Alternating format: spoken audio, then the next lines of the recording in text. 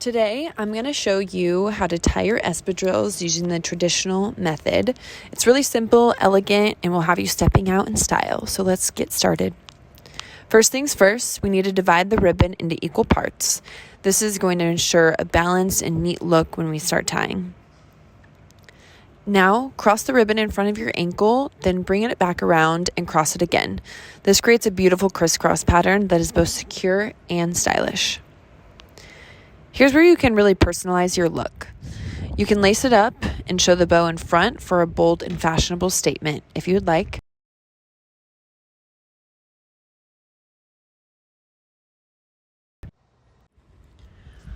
Or if you prefer a more discreet look, cross the ribbon one more time in front, leaving a subtle bow at the back.